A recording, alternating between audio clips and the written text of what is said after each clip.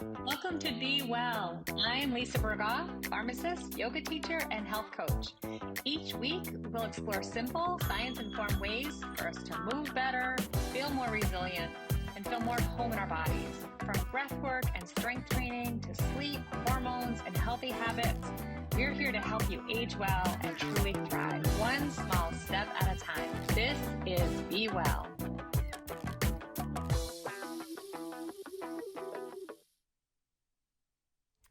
Hi, I'm Lisa Burgaw, and welcome to Be Well. This is our very first episode, and I'm really thrilled to be here. I am here with my friend Kristen Stehle, who is a women's health expert, and we'd like to demystify a little bit about perimenopause and menopause and celebrate some things instead of just focusing on all the loss. So I'd like you to meet Kristen, and she's going to introduce herself and explain a little bit about her journey. Thank you for coming, Kristen. Thank you. I'm so honored to have you here. Thank you so much for having me here. I'm really totally honored to be your first guest. So my name's Kristen Stehle. I'm a women's health nurse practitioner. I've been in practice for almost 28 years now. I started this journey when I was interested in health and in biology and anatomy and physiology in high school and in college. And I got involved in a clinic local to my college in New Jersey and worked as a counselor in basically a sex ed clinic, an STD clinic. And I found that I had an ability to kind of translate what was going on in an exam room to the patient who was coming in for services.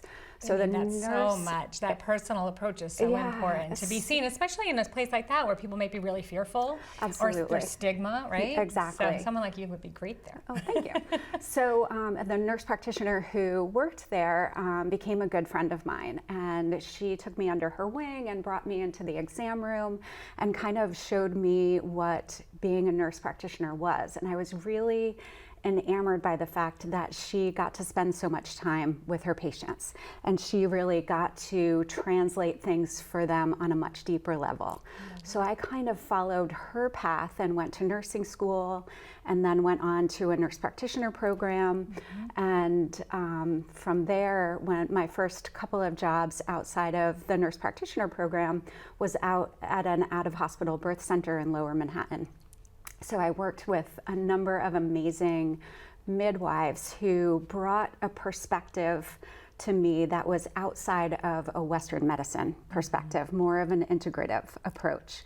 So it really resonated with me that we could use all different modalities to help keep a person healthy. I love that so much. And you know, I'm a pharmacist, and I am a yoga teacher and a health coach, and a woman in this time frame. So I love the whole integrative approach to all of it. There's something for everybody, and that you see the person, you see like the individual, which is so beautiful. Absolutely. And when you have the individual in front of you, if you can draw from all of these different modalities, you can connect with them and then bridge the gap to what they need from the Western medicine perspective, if anything. Right. So that's kind of what got me on the journey. And I worked in 20 years in OBGYN, and then 6 years in primary care. And what brought me to primary care was a feeling like I wanted to not only help people in their reproductive years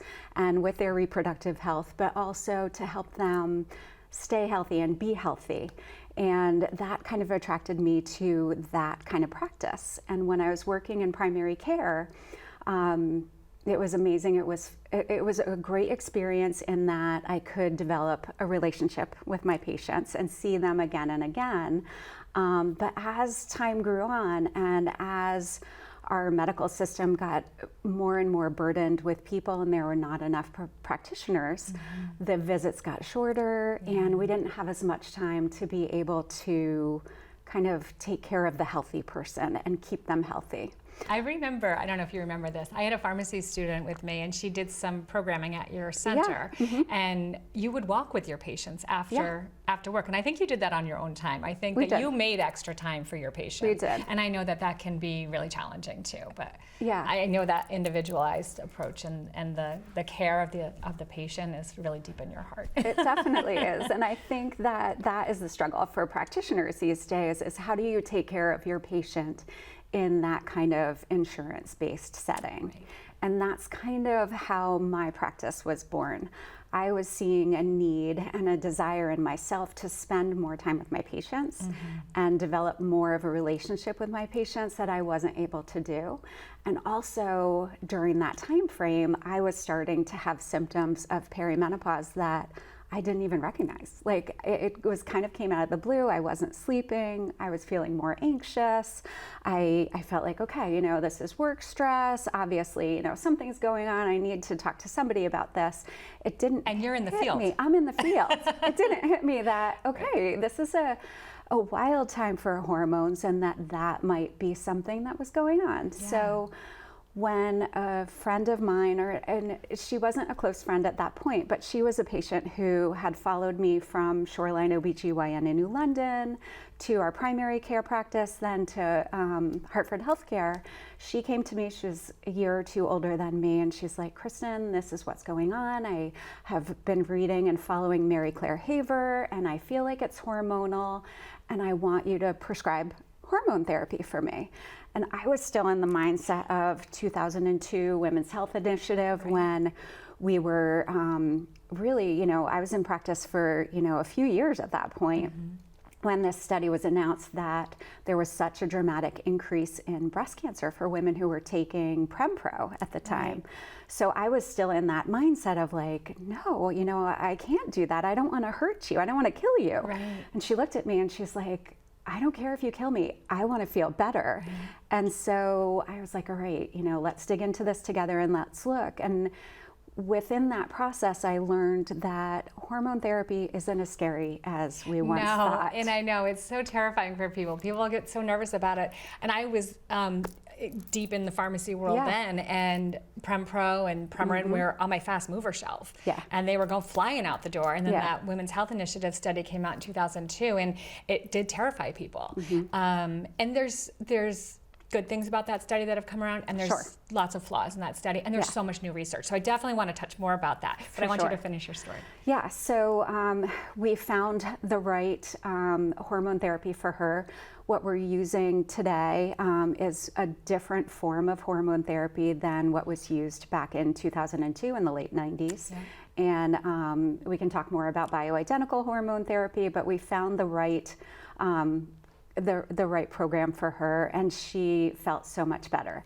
And so looking at her doing well, I was like, all right, let me explore this for myself, and tried to connect with some local providers and found that nobody was really an expert in this area. And so my desire to provide better care for my patients and my desire to fill a niche and get back to the OBGYN background that I had led me to start Hormonal Harmony first, and then branch it off to Harmony Health Partners, so that I could provide the kind of care I wanted to, but also fill the need for peers of my own to be able to. And yourself. And myself. Right? Exactly. And I think that's so interesting too, when you're experiencing these symptoms alongside with your patients, and you're like, they're not crazy. And some people, they go and they're dismissed. Absolutely. It's all in your head, or, of course you're tired. You're a busy working woman, a mother, and taking care of your parents. This is it's a hard time for us. Absolutely. Or for women who are in perimenopause who are having joint pain, and, some would come into my practice and we'd do an x-ray and we'd look at inflammatory markers, and things were looking good. And, for me to look back and me tell them, well, your x-rays look good, your labs look normal, I don't really know what's going on. So to kind of look further and say, all right, what time of life are you in now? And what's going on otherwise in your body? And what are your hormones doing? And we can see how that's impacting your joints now. I love that. Yeah, well, I'm glad. And then you went on for further certifications and lots more education. I did. Yeah. So I did a lot more exploring on my own, but then with the Menopause Society, which was formerly called NAMS, North American Menopause Society. And then there's an organization called ISWISH, which is the International Society of the Study of Women's Sexual Health. Both organizations provide continuing educations to doctors and pharmacists and nurse practitioners so that we can, on our own accord, can become more educated. And they come up with some guidelines too, which makes it a lot just more approachable. Absolutely. And there's evidence behind it. So there's research, there's science, and you feel more comfortable. Absolutely. Yeah. Taking, receiving it, and prescribing it. So for a practitioner that is not so comfortable, there are guidelines to look at to say, okay, you know, if I follow this protocol and try and help my patients initially, I don't necessarily need to refer to a menopause specialist. I can go with this kind of guidelines. So so my journey kind of comes, and my practice kind of fulfills a need in myself for both the type of practitioner I want to be, but also the kind of care that I want people like myself to have. And helping people with perimenopause and menopause, but also being able to set ourselves up to enjoy this amazing next part of our life. And it's been so, you know, kind of in the media, we see, you know, once women are past their reproductive years, it's kind of like you become this non-entity almost. Right. There's a lot of focus on the loss. Loss of this, loss of that, loss of our hair, loss of our skin, loss of our waistline. Exactly. But it is a time of celebration. It Absolutely. really is like a second puberty or a rebirth. And I love when people phrase it this way. And I really want to put a positive spin on this, that it is a change, but it's also an empowerment. We're coming into the stage of wisdom, and we talked about the crone, and in other cultures, the crone is the wise elder, and people revere her.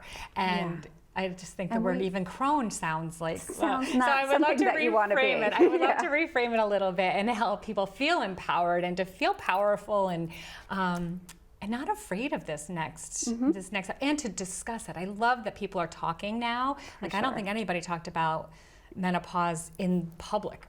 And there weren't books like this. There's so many awesome books. I didn't even bring all my books, by the way. I just have some books up if you're interested in the books. But yeah. No, I think the perspective was so negative, and now that people are talking about it, and now that we know that there are options for women who are not feeling like themselves to be able to feel like themselves again, and to be able to feel like a better version of that.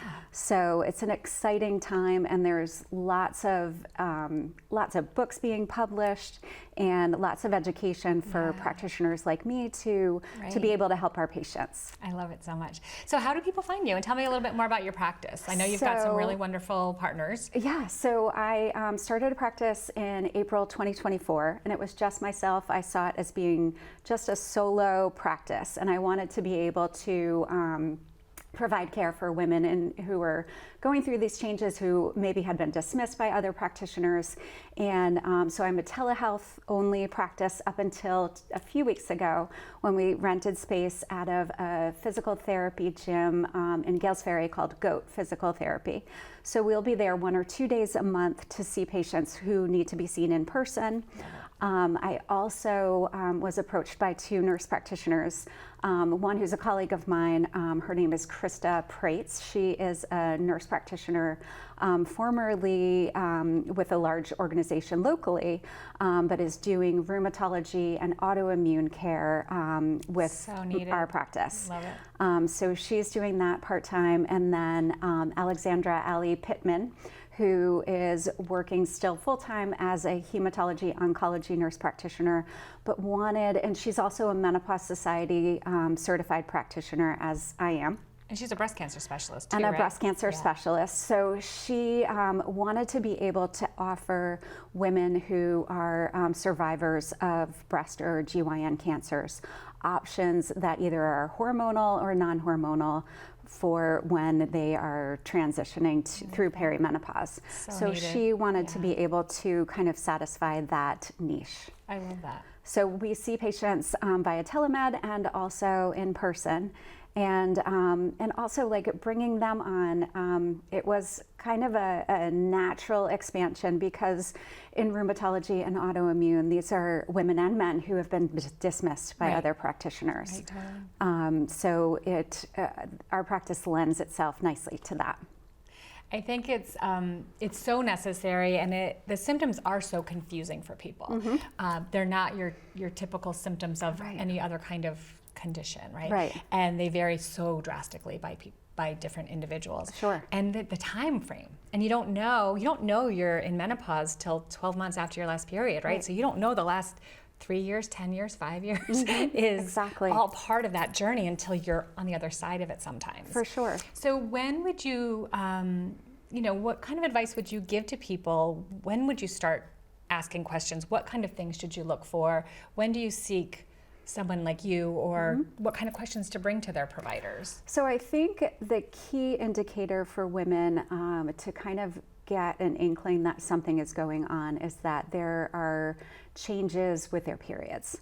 So usually during the height of your reproductive years, your periods are coming pretty regularly, every 28 to 30 days.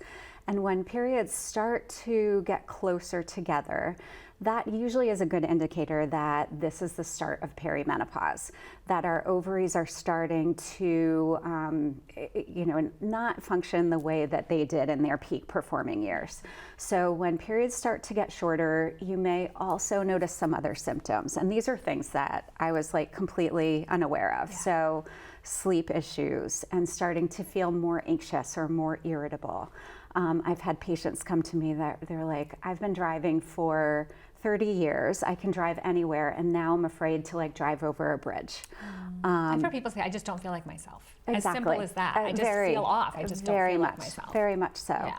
So, of course, there's a lot of overlap, right? Yeah. So perimenopause, we can't automatically assume that, oh, I'm anxious, I'm irritable, I'm not quite feeling like myself, oh, it's perimenopause.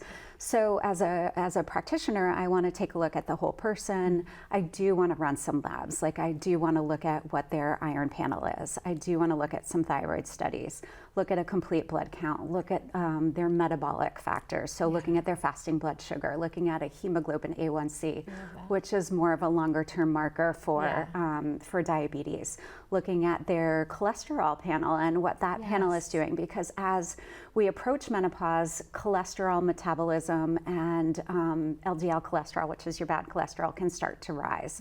And our risk for diabetes can start to rise.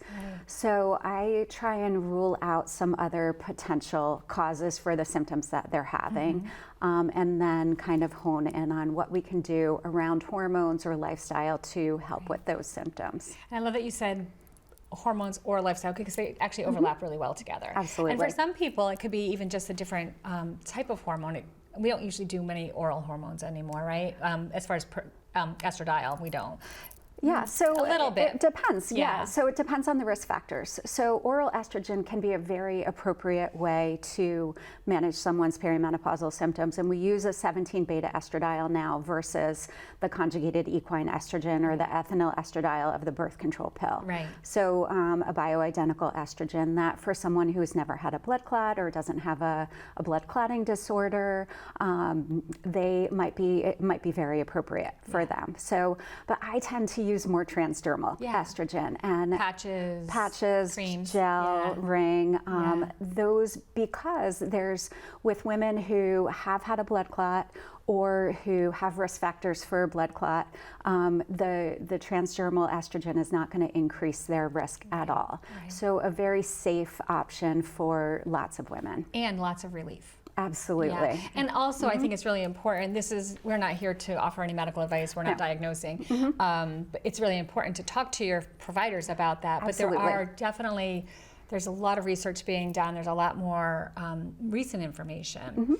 And so that's some of it. And maybe you can talk a little bit too about how the changes in our hormones. We talk a lot about estrogen, but there's also other hormones. There's estrogen, there's progesterone, there's testosterone that are fluctuating, but they also, as they go down, it affects so many other things, the neurotransmitters in our brain and like our cortisol levels, and it just affects the whole system. I think many women think about menopause as being just the reproductive organs, but it's Right. really everything, right? It is everything. The brain fog, the bones, the muscles, the joints. So maybe you Right. could discuss a little bit about that Yeah, too. there are estrogen receptors and progesterone receptors in our brain, and it can definitely affect our mood. And the fluctuations of estrogen in perimenopause can definitely kind of bring on that anxiety and irritability, and that overall decline in progesterone that happens post-ovulation. After we ovulate, the ovary and the corpus luteum, which is that little area of the ovary that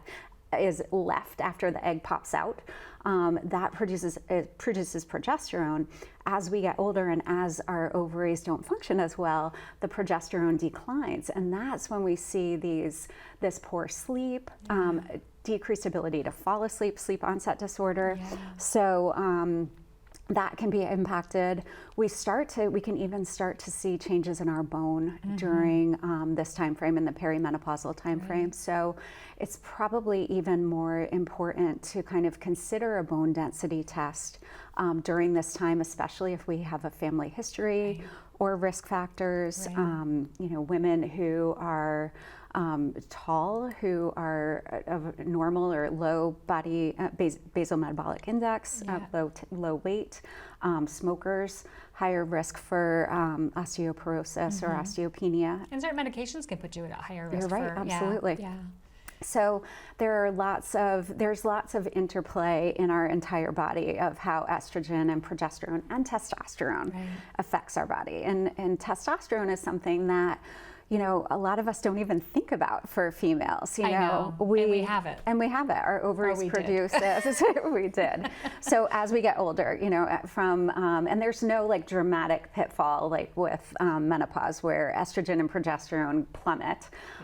With testosterone, it's just an overall decline from mid-30s on, and it can start to impact our overall energy level and our brain in terms of focus and brain fog, and our libido, our sex drive. Right. And that can be really distressing for women who... It very much can, yeah. With and I think too, this time of our lives, there's a point where the children are growing older, we're feeling like we want to reconnect with our partners, but you're not having, you're having low libido, and you're like, I don't even know what to do. And then we also feel different. We feel like we're being seen different, and our hair is different, and our shape's different, and our skin texture is different. So we might not be our most attractive selves. So that's definitely a conversation to be had. Yes. And it's definitely something that while checking hormonal levels is not something that I always do, there are certain times when I do, and I always check testosterone level, because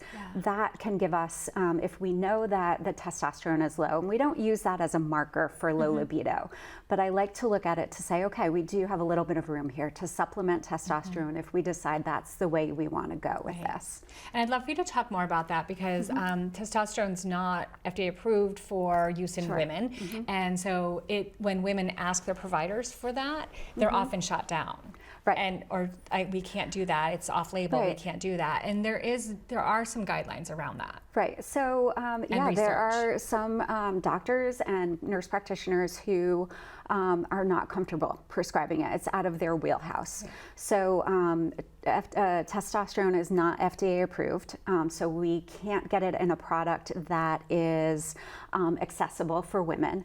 But the Menopause Society and ISSWSH have both included it on their guidelines for treatment of low libido or hypoactive sexual desire disorder for women. And so we have guidelines as nurse practitioners to say, okay, this is how we can use this hormone safely.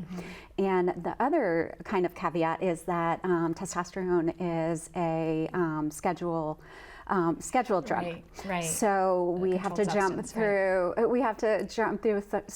through some hoops there. So when I prescribe it, I often tell my patients, all right, just tell your pharmacist that you're going to be paying for this out of pocket because it's not going to be covered by your insurance. Right. And just let them know that they don't need to run it through insurance, that, you know, this is something that they've discussed with their practitioner. Yeah. So yeah, not a lot of doctors are aware that this is something that they can prescribe and prescribe safely. And that's when a menopause specialist comes into play and is helpful. Right, yeah. There's just so many different things we don't think about. We didn't talk about yet, and this is a big one, is cardiac health. Oh, sure. Cardiac risk for a woman is worse than a man's after menopause. Absolutely, right? Yeah, and it's the biggest cause of death for women. Yeah. So age 45 to 65. So that is something that I look at when I'm looking at labs for my patients, and we're talking about if I'm seeing a patient who is post-menopause, we look at the trend over the last few years and see how it's climbing, and then we look at ways to help to bring that cholesterol down.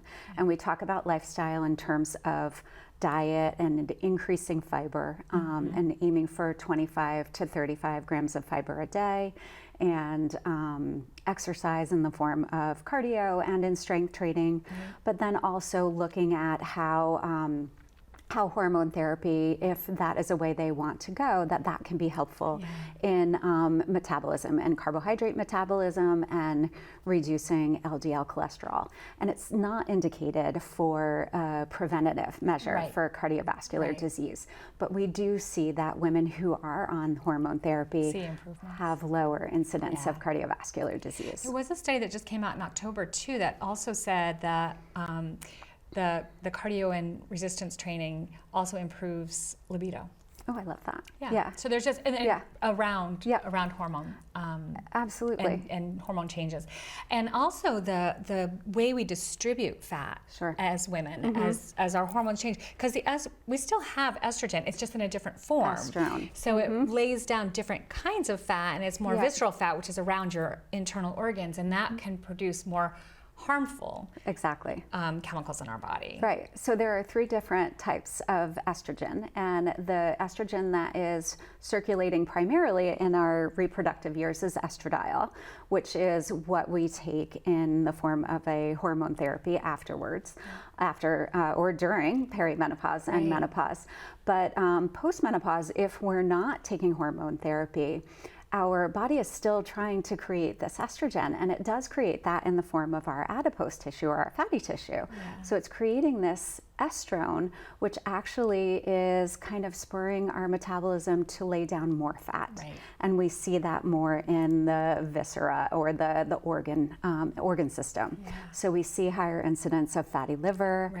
We see or we feel the belly fat coming on that doesn't make any of us happy.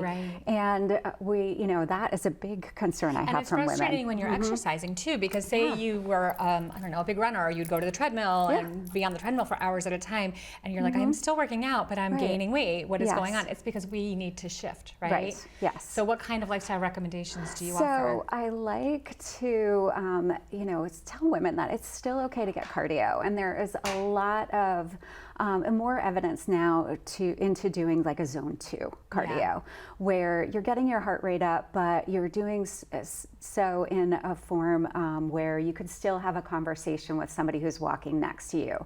But maybe not sing a song. I call it low intensity, steady state. I like that. So that and doing some strength training. So the strength training is definitely going to help to preserve that lean muscle mass that is going to be necessary to maintain good metabolism. So that's where I tell people to go. And definitely we lose muscle. We do. We do, absolutely. And as that testosterone declines too, we're losing muscle even more.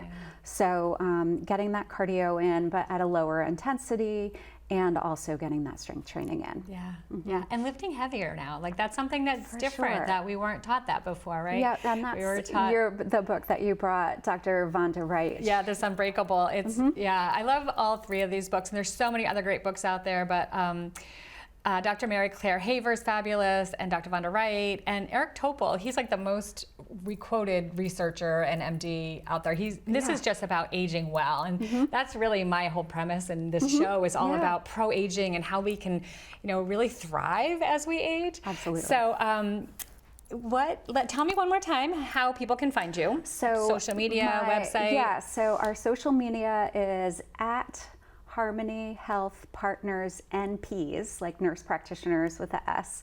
And that's our Instagram. I'm Kristen Stehle NP. And then our website is harmony-health-partners.com. It's been up on the screen. So. Yeah, thank you.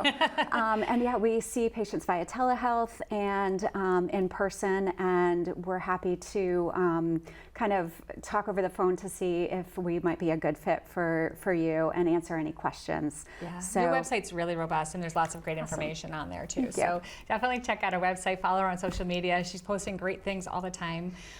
You're out there moving your body and you're posting about that, and I love to see that. Yeah. So what words of wisdom or key points would you like our viewers to walk away with today? So 2 things, I think. moving your body is definitely, I think, during this season and during this time of life is very important.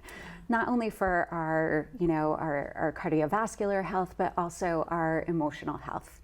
I love when you said walking with somebody, because that involves the community too, and then you can keep that. Yeah, absolutely. I'm lucky to have a friend and a nurse practitioner who lives in my neighborhood, Allison Kilmer, and we get to walk together on occasion. And so it's helpful, during times of stress, during times where you're just like, oh, I really don't feel like it. To get outside there's something about it. It just kind of refreshes you. And the other thing is, I want to make sure that women remember to, and men too, trust your gut. If you feel like there's something that's just not right, and I feel like I'm not feeling like myself, trust your gut. Even when your doctor or your practitioner says, your labs are normal, this is just aging, you're gonna feel this way. If you're not feeling right, search out somebody who will listen to you and who will run the labs and who will talk to you about maximizing your health at this point. I love that so much. Yeah, it's so wonderful. I really feel like it's important to stay connected with other people who are going through something similar. Sure. I also hope men watch this episode too, because it's confusing for everybody, and you don't know what's going on, and so your partner might be like, what is going on with you? So I really feel like it's important to have these discussions and to not have this be a stigma. And it is a part of our aging. We just don't understand it as well. We're getting to understand it better. And there's a lot of great information out there, and we don't have to go with this alone. We don't have to go with it alone. Yeah, and I think it's a thing to celebrate too. It is like a second puberty, and a lot of girls, as they're kind of prepped to go into puberty, and they're supported and they're celebrated. All these books. Back in the day, the women would all get together in the red tent, and they would all celebrate each other's womanhood, and we're kind of left alone. Right. So I love that that's changing. I really love that, and I love that you're kind of paving the way. Thank you. You're doing a great job. Thanks, Lisa. And I really appreciate you so much. Thank you so much, Thank you for coming on. I love that you're our first guest on this first show, so we look forward to more, and thank you for joining us on Be Well today. Thank you for joining me on Be Well.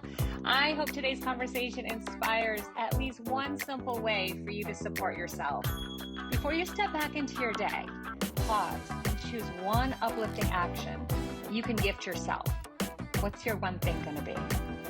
Remember, small, consistent steps create meaningful change. Until next time, take a breath, take care, and be well.